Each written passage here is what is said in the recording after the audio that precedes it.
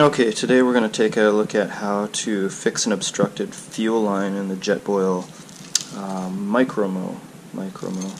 So it seems like I have a couple of Jetboil models. I have the old model here, and I've never had a problem with it.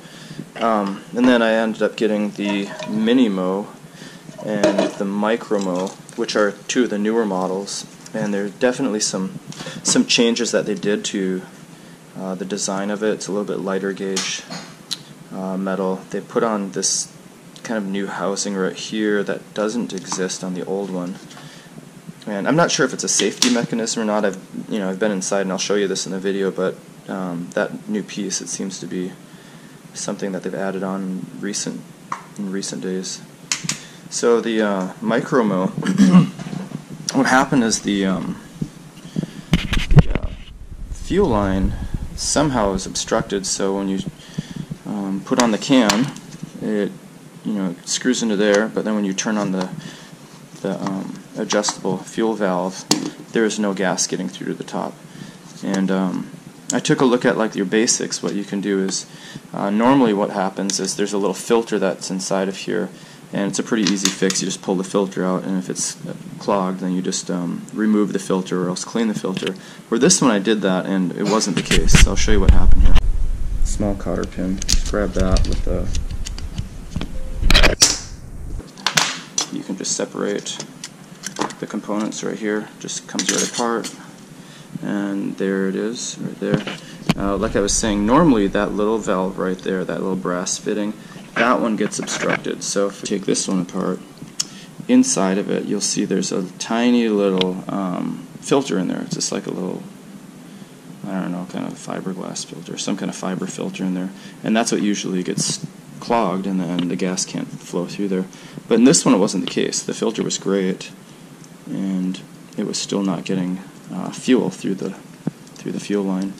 So I had to do a little bit of a more in-depth search. I took the regulator apart, and there was no problem there that I could see.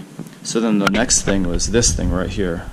I had to actually take this apart, and now this thing is harder to get apart because if you look at on my Mini Mo, these are rivets. So you really have to pop the rivets out, and that's what I did. I took a Dremel, I kind of dremeled these down, and then popped them through and punched them through.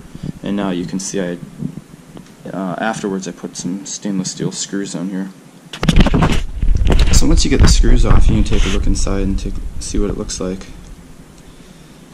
That right there is kind of like a pressure release valve right here. So this is basically a rubber disc, and if you pull this out, if I can get this out here, I'll just flip it.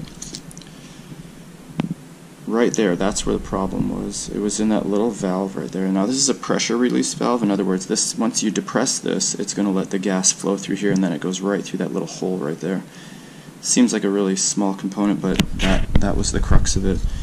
So if I were to kind of make this an analogy, it's kind of like a bicycle tire.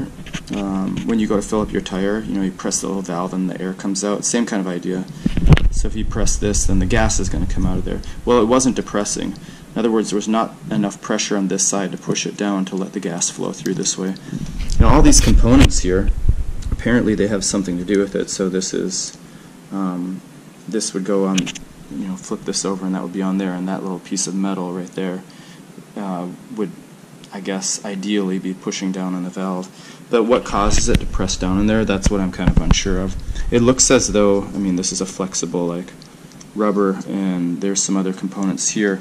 And at first I thought, well, maybe it was like some air activated, like when you open up the valve, it created an area of low pressure and like sucked it to it and then opened it.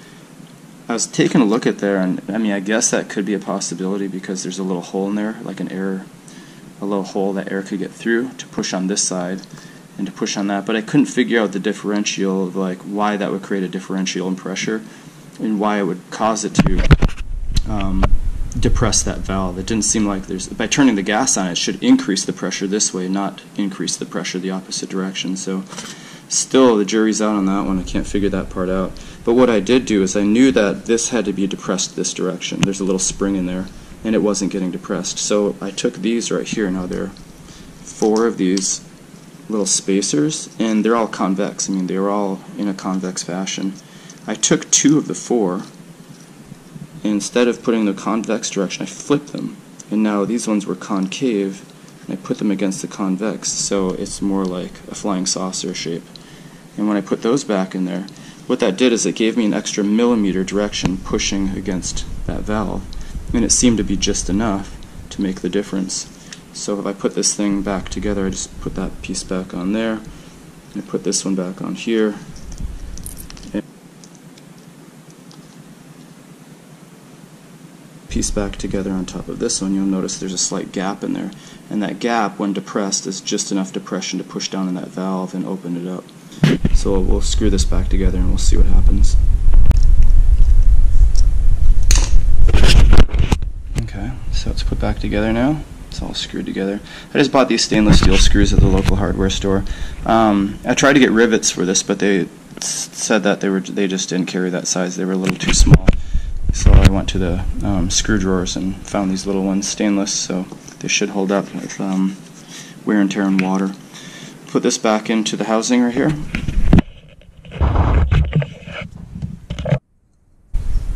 Turn over the regulator. Give her a flick of the piezo, and there we go. It's like a jet, alright. If you notice, I have to go 1, 2, even at 2 turns, barely fuel is getting through, but 2.5, and it looks like you got a low simmer, and then you can go from there. And the adjustment works just fine after that, so you can do a full blast or just a simmer. On my fixed Micro Mo, I told you I had to turn it over 2.5 times, where in this one, this is the fixed Mini Mo that I have. Watch this, if you just flip it over just a 1/4 turn, there you go, it already starts. Somewhat of an easy fix, minus the part with the rivets, right? I mean, that's, you know, popping out the rivets is, or dremeling them out and then popping them out. It's a little bit of work, but things seem to go alright. Now, my question was, did I kind of do something in here to leave out an important component? Maybe, I don't know. I mean, I guess like it looked like there's a lot of pressure, something to do with differentiation of pressure in there. I'm not sure.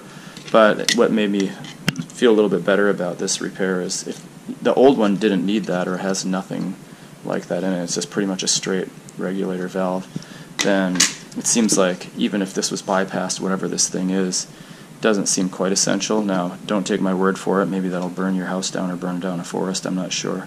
But at least it's working now. Alright, there you have it. The fix on the Micro Mo by Jetboil.